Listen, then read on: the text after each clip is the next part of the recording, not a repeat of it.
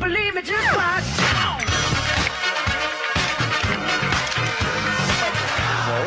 Right? We're back on the Morning Brew with friends. We're jamming out to our new music Oh, I here. know. You can. Bruno Mars is my cousin. No, I'm just kidding. I was going to say, can you get him on the show if he's your cousin? We're talking with Kristelle Siarza of Siarza Social Digital, and she's going to tell us a little bit about how to use our social media feeds. I got one quick question, though, before we get started on this. You started the company just, what, almost 8 months ago, 6 months ago? November 17th was just my first day. day. Other day. That's Yeah. awesome. And I love that you're an entrepreneur out there. How did you come to the point to launch your own company? You know, I have to give a lot of credit to the people that helped me get started. I give a lot of credit to the company I used to work for, a lot of the female entrepreneurs that are also single moms, working individuals themselves. But I saw that there was a demand for understanding what social, email, web, online communications really is. And because of that demand, that's what really fueled me to go. And my clients and my team are my focus, and they've been a phenomenal part of my success so far. Excellent. Excellent. Well, what's a good way to just leverage your stuff? I mean, I always look at things, and at Business First, we look at things in terms of like, well, what time of day should we be tweeting, and how should we be leveraging this? But is it really more, I come from the school maybe from several years back of people saying it's not when, it's not how much, it's the quality of it. Absolutely. Well, and I'm glad you used you as an example, and also Albuquerque Business First, because the foundational element of social media or anything online is the storytelling element.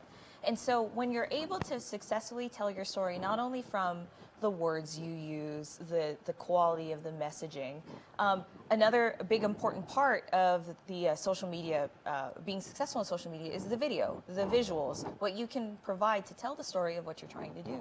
And so organizations that tend to leverage or being successful at social media and leveraging it to their expertise have those two elements in place. So it's really more about quality of what it is and getting that story out there. Oh, absolutely. Yeah. And so one of the things I also tell organizations and companies is that if you're planning to incorporate social media into the fold, don't let it just be in your marketing departments. Make sure it goes operationally. So business first, you talk about circulation, you talk about how they can get a copy of their digital issues. Customer service has been a spotlight on social media. And so we always encourage our organizations and companies we work for to make sure that they're thinking of social media throughout the entire organization. Should you share that social media password, that Twitter password, that Facebook password with the entire office? Or do you want that really in the hands of one person? That's a great question. And so we always recommend your social media team or one person, your social media delegate, to be in charge of your social media networks.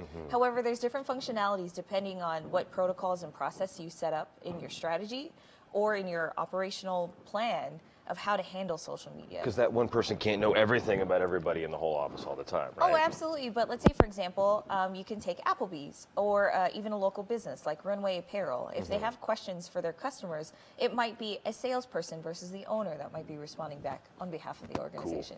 Cool. So did you watch the Super Bowl this weekend? You know what? Or some of the ads? I listened to the entire game. I am a 49ers fan, not a Kaepernick fan. So I was able to see a majority of what was going on online through social. Oh, yeah. So you were probably watching this. And I thought this was fascinating. A lot of the companies, it was almost obligatory this year that they had a hashtag at the end of every ad. And I was like really confused at the Budweiser one. Yeah. I love the commercial. The puppy was awesome. It was cute. Yeah. And then it was like hashtag Budweiser. And I was like, hashtag cute puppy. Right. I think one of the most popular ones right now, well, before the Super Bowl was Deflategate. Right. And many different brands, such as I think Maker's Mark is an example that we brought up. Yeah. They used Deflategate to their advantage. That was an awesome hashtag. It was, And then another hashtag that actually populated after the Super Bowl that really got a lot of attention was Left Shark. Left Shark. The left shark. Oh, that's right. Was the shark right next to Katy Perry. The super dancy shark guy. Yeah, that just That guy was didn't awesome. get his moves right on air. But the brands are using hashtags to really understand what people are saying about the products, follow the conversation about what's going on, meeting other individuals, and really developing a community of the like-minded brand. I got a little confused though. Like, I don't want to know more about Budweiser. I don't, like, why do I want to, why do I want to use that? And what's the difference between that hashtag that's the one that I want to actually connect with, and somebody that wants to just create one to be goofy? And how do you kind of skate that? So it goes back to the social strategy that you build for your organization. So if you have a hashtag, track it. See what type of conversations are happening. So for example, ABQ is a perfect hashtag to see what people are saying about Albuquerque and what great things are going on in the Albuquerque market. And once you start to track that you can see the levels of engagements versus hashtags in a conversation like Jimmy Fallon saying hashtag awesome, hashtag Jimmy and Justin, or something along those lines. Well, we're trying the one, we're trying to launch here, the Brew business. Oh, great. Right. Yeah. It's a way to get some of the folks like you, the entrepreneurs, and talk about them in a morning brew way. Yeah. And how do we launch that in a way that makes people aware of it? And that's a great question that I get from my clients, my organizations, or even unsolicited advice. And my biggest recommendation is don't forget that when you have social media conversations, you also have conversations with people offline. And so when you want to launch, or at least get people aware of a hashtag in general, make signage. Incorporate it into your marketing materials. Incorporate it even to the logo at the bottom right-hand screen of your TV. Like, don't just mention it casually when you're on social media. Make sure it's part of everything you do. Make sure it's part of your marketing collateral, the important touch points that, like, for example, on a door in your business, or at the register, on a receipt. Things that people will see on a day-to-day basis. So the hashtag becomes almost second nature to them, that if they're going to be talking about your business or talking about your brand, all they'll do is just see it and know it right away. Cool. Well, you brought some new social media stuff. I think everyone is familiar with Facebook, with Twitter, LinkedIn. Absolutely. And then, then there's a bunch of them right now, but there's some new ones coming out. Well, yeah. And, I always recommend, especially when I, as an instructor of social media as well at the University of New Mexico in the Department of Art History, I always recommend my students to think about different social networks that's really important to their niche. And so, for example, some of the examples that we have is if you are a curious mind, you might have heard of something called Quora. Quora is you ask a question and the community will curate it. And so there's even questions about Albuquerque. How do I get it? How do I launch a startup? What's great about Albuquerque? How hard is it for Jimmy Wales to immigrate to the UK? What's the best morning TV show? Awesome. Yeah, and we'll say Dan Mayfield show. And so Quora is a great social network just to see, and where it gets social is when you talk about what answers, upvoting it, etc.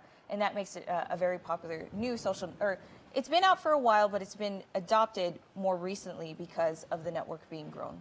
Another great social network that is very popular with the young folks nowadays is the Yik Yak. kids. And Yik Yak, I hear about Yik Yak, and and the tagline they say is what's happening after class. Yeah. Which to me says that's something that is mainly for students. Well, it's not just students.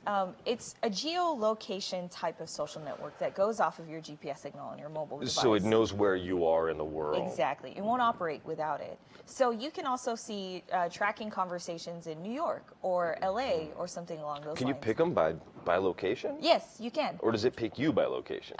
You can pick by location, and you yourself can pick a specific location that would be applicable to it. But, however, if you're, it's anonymous.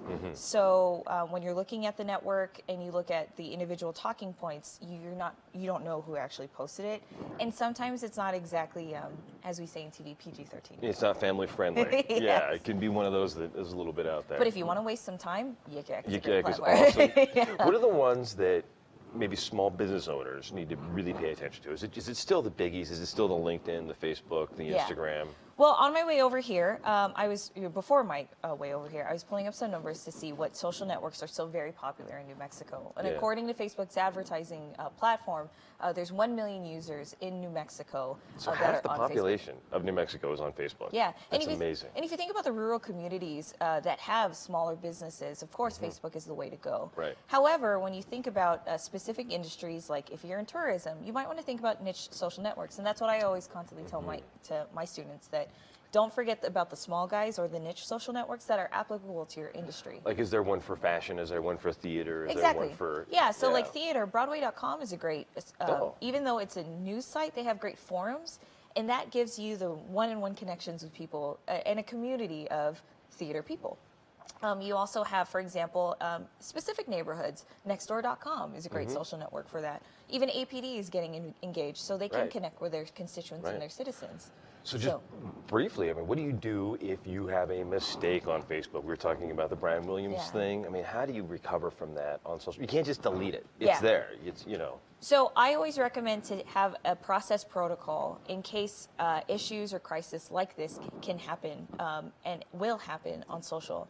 Take a step back, talk to the people that are in charge of not only your social media outlets, but also give a heads up to your public relations or even your C-level executives in the situation. And then walk yourselves through. Do we edit? Don't delete it. Find a way to actually walk through the process and regain the trust back from the people that are reading your Facebook page. Excellent. So we'll be back in a couple of minutes here with our quiz master, Jesse Murphy Blevins Campbell, also known as Quiz Master Cupcake on the Morning Brew.